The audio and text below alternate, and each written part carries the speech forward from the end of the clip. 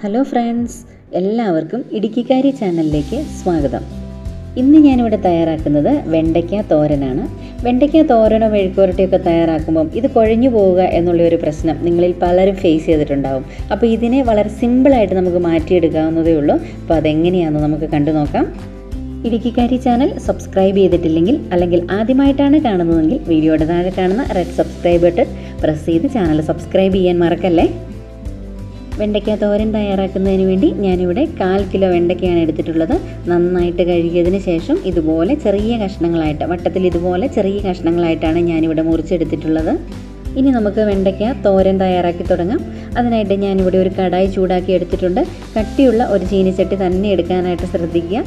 ഇത് ചൂടായി കഴിഞ്ഞപ്പോൾ ഞാൻ ഇതിലോട്ട് 3-4 സ്പൂൺ എണ്ണ ഒഴിച്ച് കൊടുക്കുകയാണ്. വെളിച്ചെണ്ണ ഒഴിക്കുകയാണെന്നുണ്ടെങ്കിൽ കറിക്ക് കൂടുതൽ ടേസ്റ്റ് ആയിരിക്കും.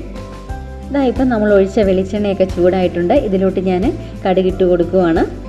കടുക് ഇപ്പം നന്നായിട്ട് പൊട്ടിക്കഴിഞ്ഞിട്ടുണ്ട്. ഇനി ഇതിലോട്ട് നമ്മൾ നേരത്തെ അരിഞ്ഞു വെച്ചിരിക്കുന്ന വെണ്ടയ്ക്കയാണ് ചേർത്ത് കൊടുക്കുന്നത്. വെണ്ടയ്ക്ക ചേർത്തതിന് ശേഷം ഇതിലോട്ട് ഞാൻ അല്പം മഞ്ഞൾപ്പൊടിയും പാകത്തിനുള്ള ഉപ്പും കൂടെ ചേർക്കുവാണ്. ഇനി ഞാനിതൊന്ന് നന്നായിട്ട് ഇളക്കി യോജിപ്പിക്കുവാണ്.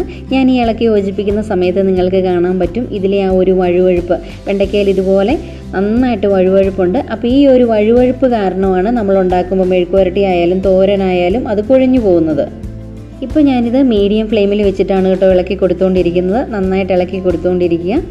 ഇപ്പോൾ ഒരു 2 മിനിറ്റ് സമയം കഴിഞ്ഞിട്ടുണ്ട്. അപ്പോൾ ഈ ഒരു സമയത്ത് നിങ്ങൾക്ക് ഇതിലോട്ട് നോക്കിയാൽ മനസ്സിലാകും ഇതിൻ്റെ ആ ഒരു വഴുവഴുപ്പ് ഏറെക്കുറെ കുറഞ്ഞിട്ടേ ഉള്ളൂ, പൂർണ്ണമായിട്ടും മാറിയിട്ടില്ല. ഇനി നമുക്ക് വീണ്ടും മീഡിയം ഫ്ലെയിമിൽ തന്നെ വെച്ചിട്ട് 2 മിനിറ്റ് കൂടി ഇടയ്ക്കിടയ്ക്ക് മാത്രം ഇളക്കി കൊടുത്തുകൊണ്ട് ഒന്നുകൂടി ഇതൊന്ന് വേവിച്ചെടുക്കാം. ഇപ്പം നിങ്ങൾക്ക് കാണാൻ കഴിയുന്നുണ്ടല്ലോ, ഇതിൻ്റെ വഴുവഴുപ്പൊക്കെ നന്നായിട്ട് മാറി ഒന്നൊന്ന് തൊടാതെ കിടക്കുന്നത് കാണുന്നുണ്ടല്ലോ. അപ്പോൾ ഇത്രയേ ഉള്ളൂ ഇതിൻ്റെ ഈ വഴുവഴുപ്പ് മാറ്റിയെടുക്കാനായിട്ടുള്ള ട്രിക്ക്. മീഡിയം ഫ്ലെയിമിൽ വെച്ചിട്ട് ഒരു 3-4 മിനിറ്റ് നേരം നന്നായിട്ട് ഇളക്കി കൊടുക്കുക. ആ ഒരു സമയം കൊണ്ട് ഇതിലെ ആ ഒരു വഴുവഴുപ്പ് പൂർണ്ണമായിട്ട് മാറിക്കിട്ടും. അതിന് ശേഷം മാത്രം ഇത് മെഴുക്കുവരട്ടിയാണെന്നുണ്ടെങ്കിൽ മെഴുക്കുവരട്ടിയാക്കാം, തോരനാണെന്നുണ്ടെങ്കിൽ തോരനാക്കിയെടുക്കാം. അപ്പോൾ ഇതിലെ വഴുവഴുപ്പ് നന്നായിട്ട് മാറിയിട്ടുണ്ട്. ഇനി ഇതിലോട്ട് ഞാൻ അരിഞ്ഞു വെച്ചിരിക്കുന്ന ഒരു സവോള ചേർത്ത് കൊടുക്കുകയാണ്. ഇതിനോടൊപ്പം തന്നെ 4 പച്ചമുളക് വട്ടത്തിലരിഞ്ഞത് കൂടി ചേർത്ത് കൊടുക്കുന്നുണ്ട്. കുറച്ച് കറിവേപ്പിലയും കൂടെ ഞാൻ ഇട്ട് കൊടുക്കുകയാണ്. ഇതെല്ലാം കൂടി ചേർത്ത് നന്നായിട്ട് മിക്സ് ചെയ്തതിന് ശേഷം ഇതൊന്ന് വഴണ്ട് കിട്ടുന്നതിന് വേണ്ടിയിട്ട് വീണ്ടും നമുക്ക് വെച്ച് കൊടുക്കാം.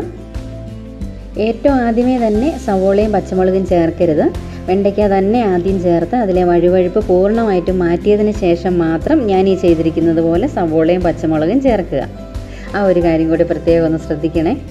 2 മിനിറ്റ് നേരം കൂടി ഞാൻ വെച്ച് കൊടുത്തിട്ടുണ്ടായിരുന്നു. ഈ ഒരു സമയം കൊണ്ട് സവോളയും പച്ചമുളകൊക്കെ നന്നായിട്ട് തന്നെ വെന്ത് വന്നിട്ടുണ്ട്. അപ്പോൾ ഇനി ഞാൻ ഇതിലോട്ട് ചേർത്ത് കൊടുക്കുന്നത് തേങ്ങയാണ്. ഞാനിവിടെ തോരനാണ്, വെണ്ടയ്ക്ക തോരനാണ് തയ്യാറാക്കുന്നത്. അതുകൊണ്ട് ഞാനൊരു 3 ടേബിൾ സ്പൂൺ തേങ്ങ കൂടി ചേർത്ത് കൊടുക്കുകയാണ്. അപ്പോൾ ഇനി ഈ തേങ്ങ നമ്മളിപ്പോൾ ചേർത്തിരിക്കുന്ന ഈ തേങ്ങയുടെ ആ ഒരു വെള്ളമയമൊക്കെ നന്നായിട്ട് മാറുന്നിടം വരെ കുറച്ച് നേരം കൂടി വെച്ചിട്ട് നന്നായിട്ടൊന്ന് ഡ്രൈ ആക്കി എടുക്കാം. തേങ്ങയിലെ വെള്ളമയമൊക്കെ മാറുന്നതിന് വേണ്ടിയിട്ട് ഞാൻ ഏകദേശം ഒരു 2 മിനിറ്റ് സമയം കൂടെ ഇതുപോലെ വെച്ച് കൊടുത്തിട്ടുണ്ടായിരുന്നു. അപ്പോൾ നമ്മുടെ തേങ്ങയിലെ വെള്ളമയമൊക്കെ നന്നായിട്ട് മാറി തോരൻ റെഡി ആയിട്ടുണ്ട്.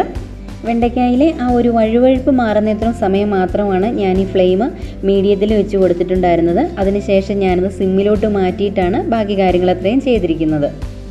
ഇതായിപ്പോൾ നമ്മുടെ വെണ്ടയ്ക്ക തോരൻ റെഡി ആയിട്ടുണ്ട്. ഞാനിത് മറ്റൊരു പാത്രത്തിലോട്ട് മാറ്റുവാണ്. ഇതായിപ്പോൾ നിങ്ങൾക്ക് കാണാമല്ലോ, ഒന്നൊന്നേ തൊടാതെ നല്ല പെർഫെക്റ്റ് ആയിട്ടാണ് നമ്മുടെ തോരൻ റെഡി ആയിട്ടിരിക്കുന്നത്. അപ്പോൾ എല്ലാവരും ഇതുപോലൊന്ന് ട്രൈ ചെയ്ത് നോക്കുക.